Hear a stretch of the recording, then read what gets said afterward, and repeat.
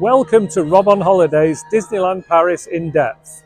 In this series, we're going to take you behind the scenes and in great detail at some of the iconic rides and attractions at this park. In this episode of Disneyland Paris In Depth, we're visiting one of my favourite walkthrough attractions, Les Mystères du Nautilus.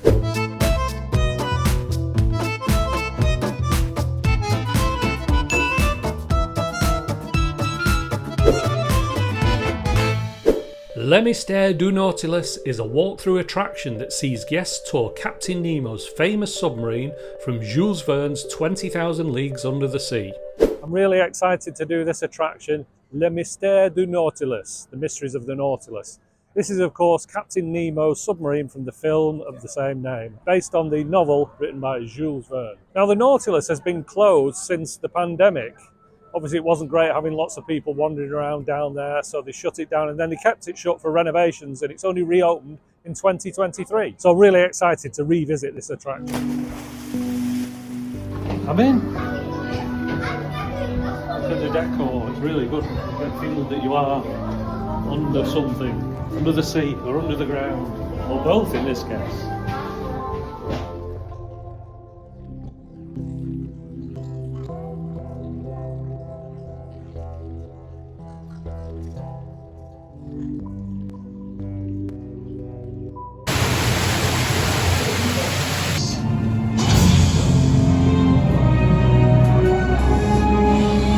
Elle migre plus loin que n'importe quel autre animal sur la planète.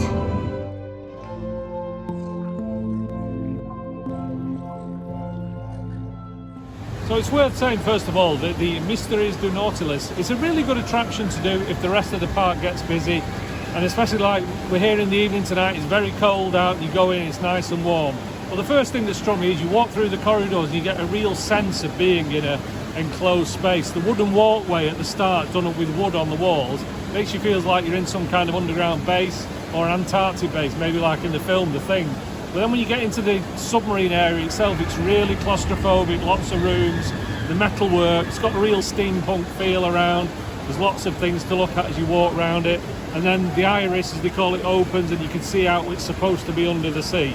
Now the truth is, you don't actually go in that submarine there. It's a bit of Disney magic. You go down the steps, it disorients you a bit, but you're actually going in a ride building which is off under the trees over there.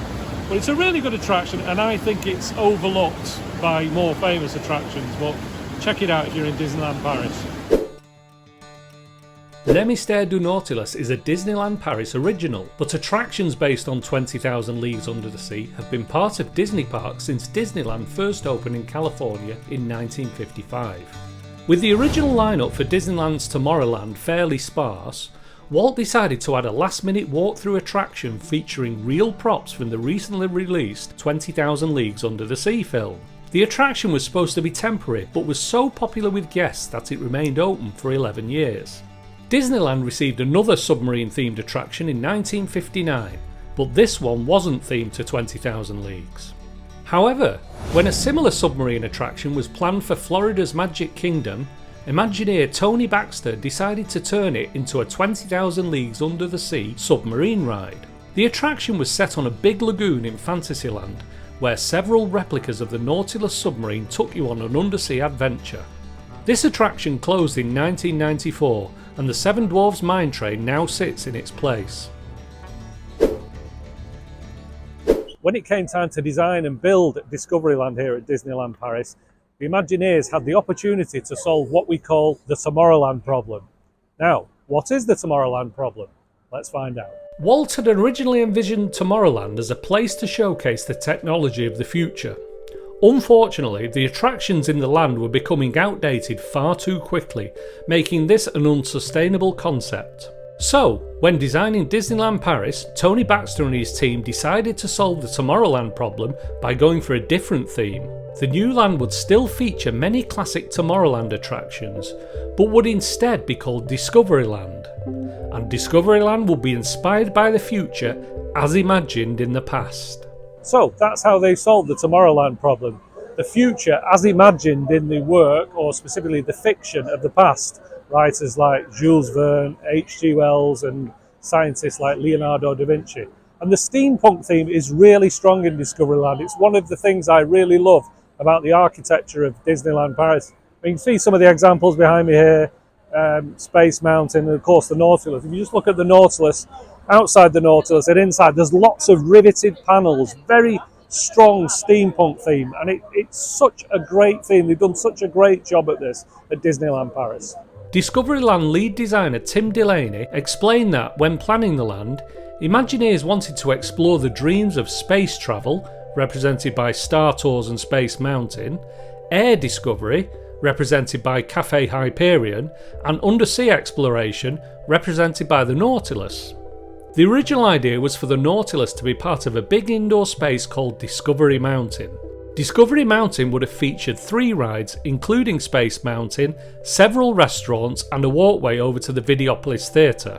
In fact, if you look at the side of the Videopolis Theatre today, you can see the 2 portholes where the walking path would have connected to the building. In the plans for Discovery Mountain, the Nautilus would have been a restaurant, with diners able to watch fish swimming by through one of the many portholes. Now, the Discoveryland we see today is actually a scaled down version of what was originally envisaged. So the Nautilus ended up a scaled down version, a walk-through attraction, like the one that was originally in Disneyland, California. When planning the route guests would take through the Nautilus, Disney enlisted the help of Tom Sherman, an expert on the 20,000 Leagues Under the Sea film. Les Mystères du Nautilus opened in Disneyland Paris in 1994 and is now one of many detailed walkthrough attractions available at the resort. And that's how Jules Verne's Nautilus returned to his native France. Les Mystères du Nautilus received a significant update in 2023 which saw the porthole scene updated. The giant squid was replaced with views of various sea creatures. Now let's talk about a few hidden details in the Nautilus in Paris. Although the giant squid is gone from the window, you can still find a small statue of the creature in the same room as the portal. One of the maps in the chart room shows Vulcania, which is a reference to the name of Captain Nemo's island lair in the film. Captain Nemo's organ is a replica of the film version, but did you know that you can also find another replica of the same organ in Disneyland Park? Next time you ride Phantom Manor, pay close attention to the ballroom scene and you might just notice that the organ there is also based on Captain Nemo's instrument. Thanks for watching our in-depth guide to the Nautilus. We hope you enjoyed it. If you enjoyed this video, please subscribe and keep an eye out for more great videos from Rob on Holiday. Disney's version of the haunted house. And that technology came out of the rides at the World's Fair. Guests actually enter through the front door. It's the Phantom Manor.